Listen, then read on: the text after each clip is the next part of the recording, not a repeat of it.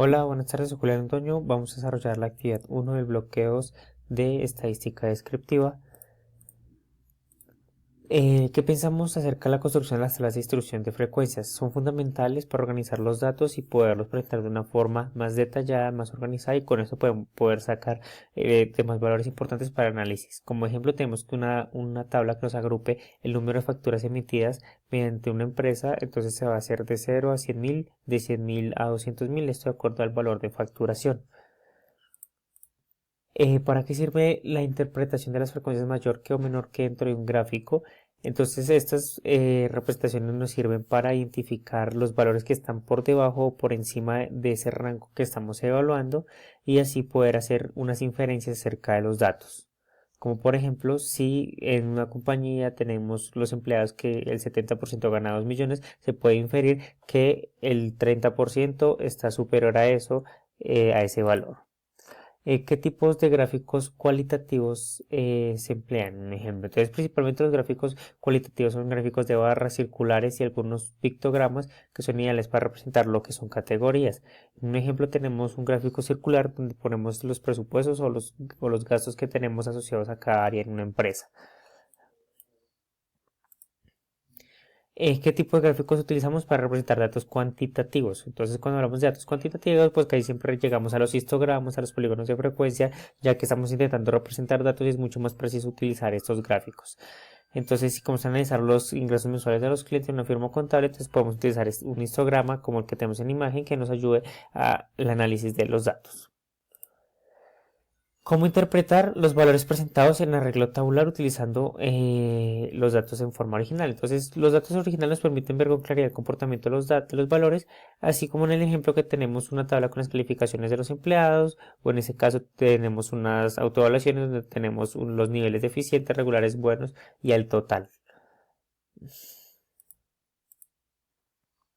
¿Por qué es importante clasificar los datos cualitativos? Esto es muy importante, ya que como leemos en la imagen, los datos cualitativos, como no se suman no se suman por datos, sino por cantidad, por repeticiones. Entonces tenemos que un punto, una coma, una tilde que esté diferente en algún sistema, o en Excel precisamente puede ser la diferencia y no los va a tomar como datos independientes.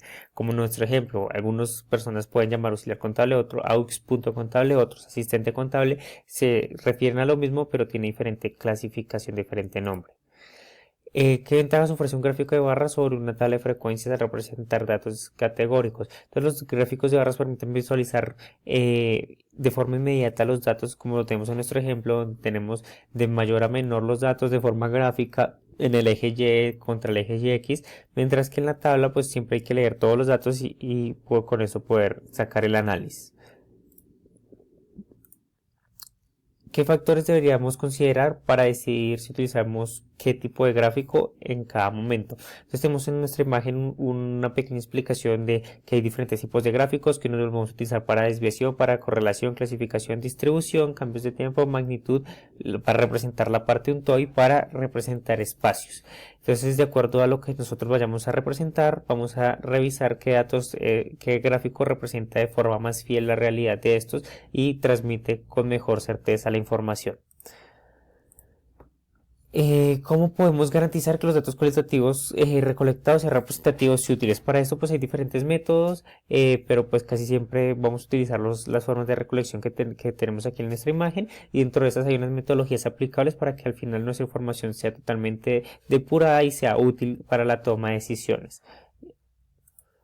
¿Qué criterios se deben seguir para definir los intervalos de clase de distribución? Entonces, que sean los mismos valores, que sean los mismos intervalos de los mismos valores. Lo vemos en nuestra imagen de ejemplo. Por ejemplo, tenemos de 60 a 62, que esos son tres valores. Lo tenemos ahí dentro del intervalo de clase, con el límite inferior, el límite superior, la marca de clase, pero entonces si lo vemos son del 60 al 62, del 63 al 65, el 60 y así, etcétera. Que los datos estén ordenados y que tengan una estructura.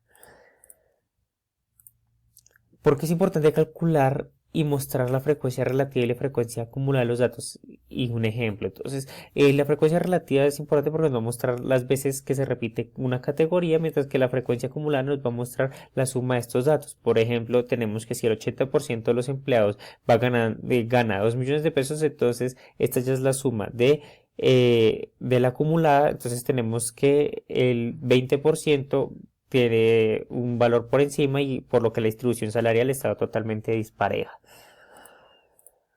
¿Qué errores comunes se deben evitar a la hora de construir histogramas? Tener casi siempre los datos mal distribuidos. Lo vemos a cara gráfica donde en el eje Y tenemos una sola barra que nos llega a 500, mientras que las demás no se aparecen dentro del gráfico por los intervalos que se utilizan.